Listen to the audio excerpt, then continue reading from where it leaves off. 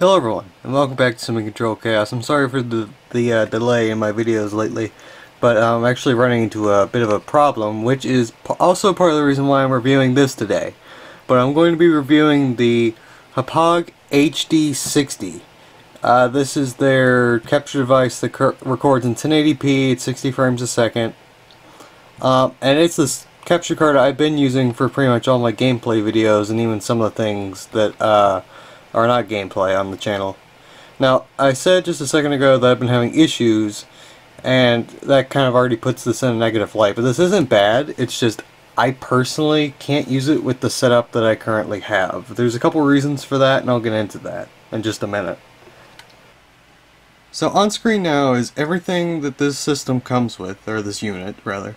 It comes with one 2.0 USB cable, that's what's used to power it. Comes with the manual, one HDMI cable, as well as the system, obviously. Now there is where I'm running into my first issue. Now if you take this, sorry, I'm trying to do this one-handed. If you take it and flip to the back, you can very clearly see that there is only 3 ports in the system. One for the USB and 2 for the HDMI in and out. Now, originally I wanted the HD PVR 2, which is the other model of this that they have, that has a lot more stuff that comes with it. It has, oh, let me just show it here again. It has a power port right here that you can plug into a wall outlet, and that gives it a power. Additionally, with the USB, it like scooches this over and has the HDMIs right next to each other, and then it has a spot for composite and component video for PS3, PS2, original Xbox, GameCube, Wii, etc. So, I think you can even get it with auxiliary or optical audio out, like right here somewhere. That's the one I wanted, but at the time it was like 150 bucks, and I think I paid 100 or 90 for this, so I went with it. I went with this one because it seemed like the better option at the time. I've realized now that I should have just waited, or tried to find a better deal. Probably would have been a better alternative. Because as it stands, the computer I own does not put out enough juice to power this system. If you go back and you watch some of my Cry of Fear series, the Five Nights at Freddy's, they're still up on the channel. I'm probably going to pull them down after a while. But in those videos, you can hear my voice get distorted. It starts warbling. I've tried to amend this a couple different ways. I've tried using some of these well, they're not self-powered, but they're just USB hubs. But they have little power outlets where you can plug them into the wall to apply. I've been trying to do that to supply additional power because of the microphone I'm using. As you can see here, it's a Snowball Ice microphone. Let's see if I can get you to see that. No. Well, not in this shot anyway, but it's a Snowball Ice microphone. I thought, oh, it just doesn't have enough power for the microphone. That's what's causing the problem. And it helped a bit. So if you have the same setup I do, or in a similar situation, you can get by with that. And before continuing into this, if any of you are curious, if you want to use one of these things, the composite HDMI adapters, this does support it. I'm actually going to go through the menus here in just a little while and show you some of the features of it. This does 480i, 480p, and it does all the way up to 1080i and 1080p. Strangely, because it only does HDMI, and as far as I know, you can't get 1080i through HDMI. I could be wrong, but I thought that was like a strictly component and composite thing. Or SCART if you live in that area of the world. So, there's nothing more to say about the system itself. It's got a nice finish, I guess. I can't tell if this is actually metal or just some hard plastic. There's a little ring here that goes through the middle that tells you certain colors mean certain things. Blue means it's on, red means it's recording. I think purple and violet means the signal's coming through, but it's not processing properly. There's a guide for the different colors in this manual. So going through the manual, you can see here what it includes. It tells you how to set up the pages correctly. It gives you a brief layout on how to update things, the overview, the system setup itself, and the how to navigate the menus in this, the troubleshooting. I'm not seeing the colors right now, but I know it's in here. Oh, it's right here. Blue light is powered on, yeah. Green light, have to start to capture, red recording, yeah. So that's what all these colors mean.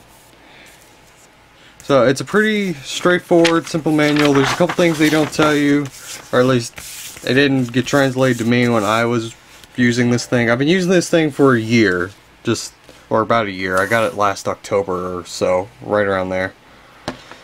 So I've had it since then. And I've found a couple things I like and a couple things I don't like. One last thing I almost forgot to mention. You can use this with the PlayStation 3 if you have a HDMI splitter. This is a 1-in, 4-out HDMI splitter. You plug the PS3 in here, you plug it into a power unit. You can see here. 4 ports, HDMI. And you use any one of these ports to put it out to... What I do is I plug PlayStation 3 in here. I take one port and put it into the system, and then I take another port and I plug it into the TV. So as I can play it on the TV and it's being captured, and there's, from what I can best tell, there's hardly any lag. So if you want to use PlayStation 3 on this thing, this will be a good option for you. Alright, so here is the menu of the HAUPPAUGE HD 60, or HD PVR 60, whatever name you prefer. And this is the basic starter menu you see every time you hit this button to record. You can have skip back, and you can determine how many minutes the skip back is. I always keep the skip back off. I've never really tested that feature. Here you can put the name of whatever your video is going to be and whatever format you would like to record it in. For YouTube is what I've been doing. MP4 is the default. If you would have had the other one that I'm going to be picking up soon, the HD PVR 2 rather than the 60, this would probably be different, but as it stands, it only does HDMI video in and out. So these are pretty much irrelevant. They don't really do anything as far as I know. Here's where you can select your microphone. I don't know why my blue Snowball Ice is not showing up, as that's what I'm speaking in currently. You can choose how loud the game is, how loud your voice is. I believe this mutes your voice, yeah. And this is how loud the PC audio is, and this determines the video quality. You can go as low from 4 megabytes a second all the way up to 16 megabits per second. And every time you do that, as you can see here, the screen changes black. It'll load it in. And there you go. Everything's loaded up.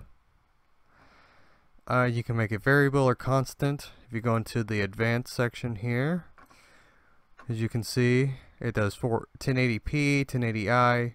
Oh, okay. I may have misled you a little while ago. My apologies.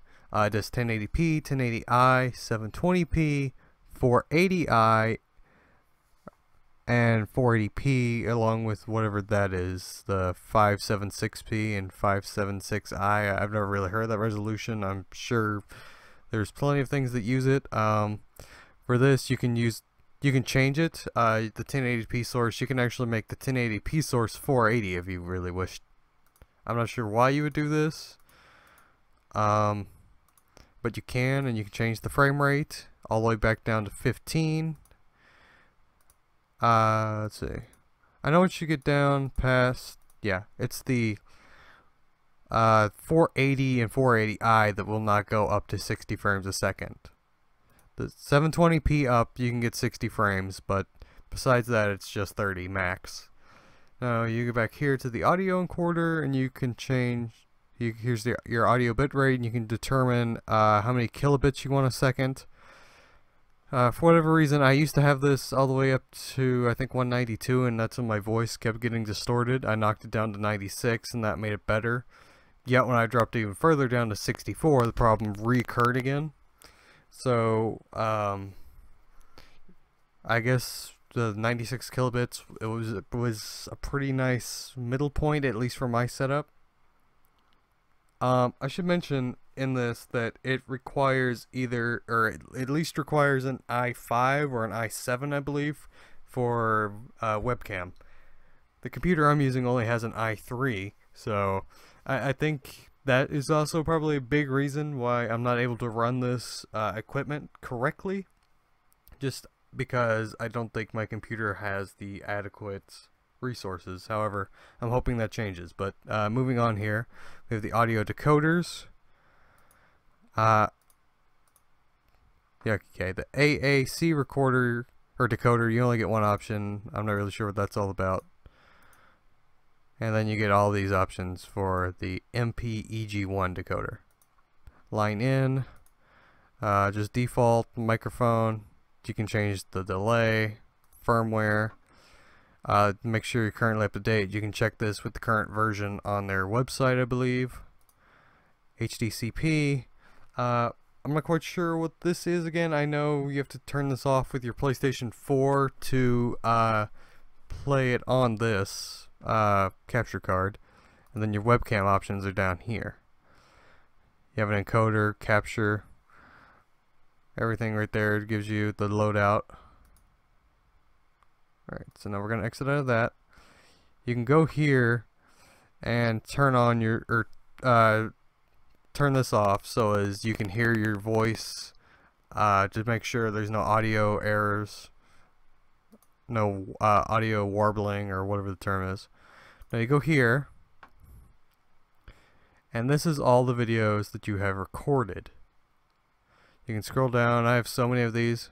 Since I'm getting rid of this system here shortly, I'm gonna have to actually get rid of all these. I'm not quite sure if that's the maximum it can hold. Is like 1, 2, 3, 4, 5, 6, like 5 or 6 more videos. But you can see it can hold quite a bit. I'm fairly sure it has like 50 gig memory card or something in there, because that's a lot of videos right there. That's like pretty much my entire channel, and it's held it. So you can play all these videos right here. We'll try one here, just so as you can see it.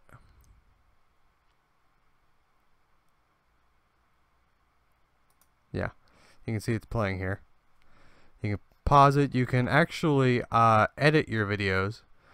For whatever reason though, I've noticed you can only cut off the beginning and the very end. If you want to edit your videos, I'd recommend doing that in the actual YouTube editor itself, because you can only determine when the video ends and when it begins, as far as I can tell with this system. You can port it, add it, delete, rename it. This is basically, as the tab indicates, just your editing tab. Now the YouTube tab. As far as I can tell, you input your YouTube information, you verify it, then you just click this and you can upload to YouTube straight from the capture card. I don't personally do this. I've never actually got it to work. I'm not quite sure if I'm just doing it wrong or that my software wasn't up to date at the time I was doing it, because I believe shortly after that I did have to update the entire driver system. But that's what this tab is for. Then you go to Stream Ease, or Stream Easy. This was what was causing me issues. I actually did a live stream on Dark Souls 1 that was causing me such a headache. I just eventually had to go and install the drivers. Took me forever to find out how to do this though, but the source up here, you start the device, video input here, output, it's virtually the same thing on the capture menu. You determine your stream quality. I believe you want at least 4 megabits per second is what YouTube requires for it anyway. I figured out the whole big convolute thing you have to do. You have to create an event in YouTube. Then you have to name it, to set a time date, or time and date. Then you have to go in here.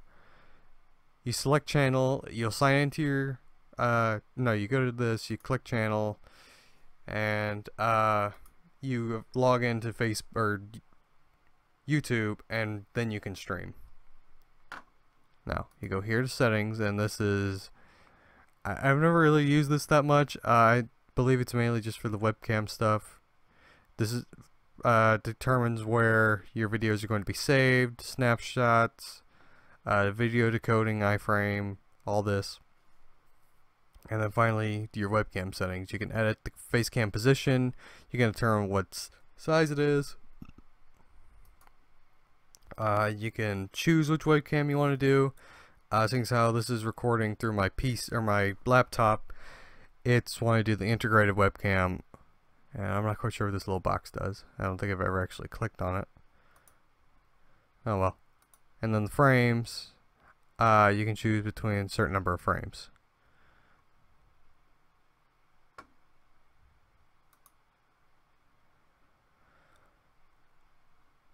So that will do it for the menu portion of this.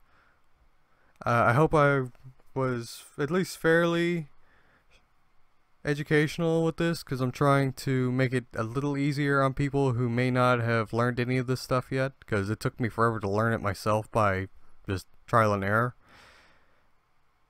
Okay, so I'm going to move on and do my final thoughts on the system itself. So, my final overall thoughts on the HAUPPAUGE HD PVR 60R. It's actually a very good unit. Just as I mentioned, I'm having issues with it. I would recommend this more for people who have a higher end PC, because you'll definitely need that extra power to make this work properly. Just using it with a standard laptop or whatever just will not work, at least not in my experience. I don't know if I mentioned this, but I feel as though I should probably mention it. You can record with this with no additional appliances. The Xbox 360, the Xbox One, the PlayStation 4, the Wii U. I imagine you could probably use the Switch with this. I don't believe there are any restrictions on that. I think this also works with the Retron 5. For whatever reason, I think this works with pretty much any HDMI outputting device, with the exception of the PlayStation 3, because that had some odd hardware or software choices. Besides PlayStation 3, I don't think there are any other limitations on this. So, PC, all the other consoles I just listed, they're all good. So, I would say this is a very decent unit.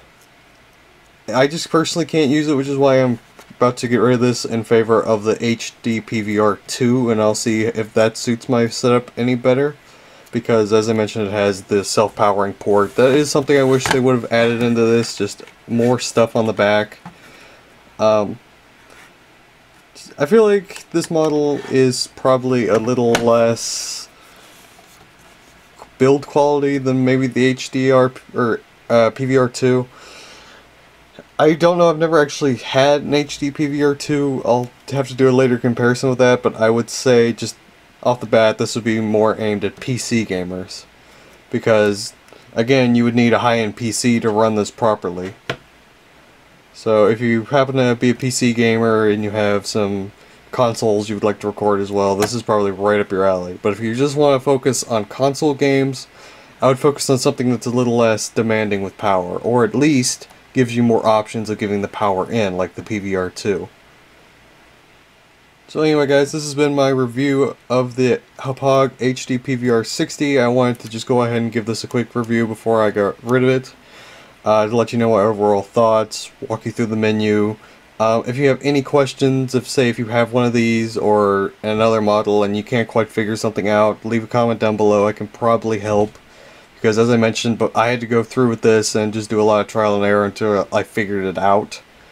Because some things were just kind of vague, and I would eventually track down the source, and it would take forever. But if you happen to find this video and you have any questions, just leave them down below. I will answer them to the best of my ability. So, if you guys like this video, please like, share, and subscribe. It really helps me out, and I'll see you guys in the next video. Bye bye.